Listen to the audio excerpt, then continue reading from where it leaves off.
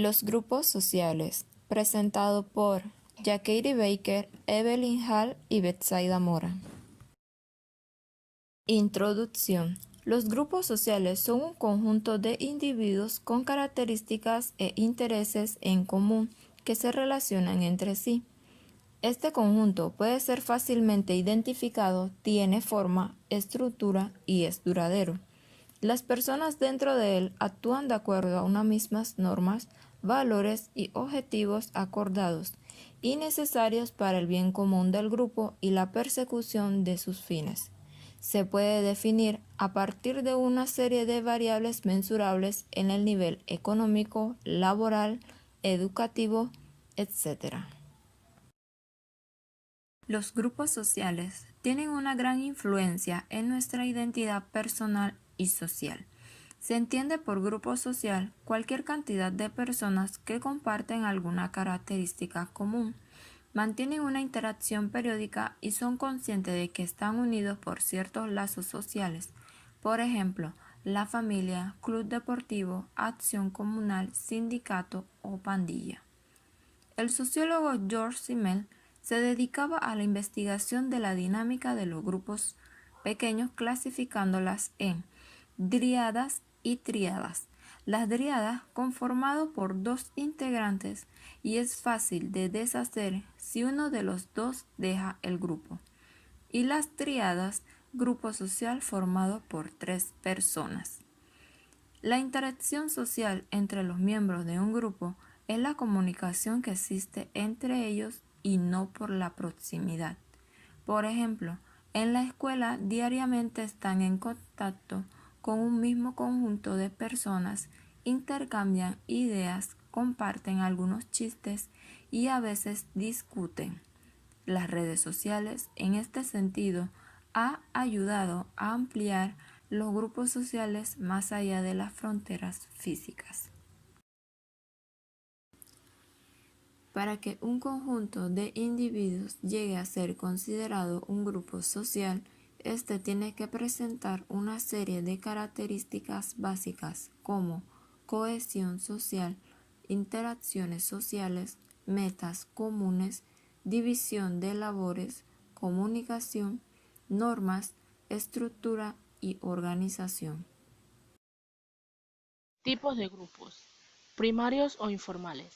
Son aquellos que constituyen el círculo más íntimo, generan por ende mayor interacción, cooperación y confianza. Se forman debido a lazos de amistad, pero sin estructura, como los ex compañeros de la escuela. Por ejemplo, la familia y los amigos más cercanos. Secundarios o formales. Son grupos que definen normas y reglas para la interacción de dicha relación, como por ejemplo un sindicato o una asociación política. De pertenencia son aquellos grupos sociales de los cuales una persona forma parte. La pertenencia de estos grupos determina un sentido de unidad e identidad. Ejemplo, los amigos de los adolescentes. Y grupos de referencias son aquellos que sirven para la formación de actitudes o comportamientos. Ejemplo, una persona que quiere adquirir un producto busca referencia de sus amigos más cercanos. La influencia del grupo en las personas. La conducta de todo individuo está influenciada por la información que recibe de sus personas inmediatas. Todos vivimos en sociedades y por lo tanto los comportamientos, las decisiones y los pensamientos que tomamos se ven influenciadas por las personas y la comunidad con la que se convive.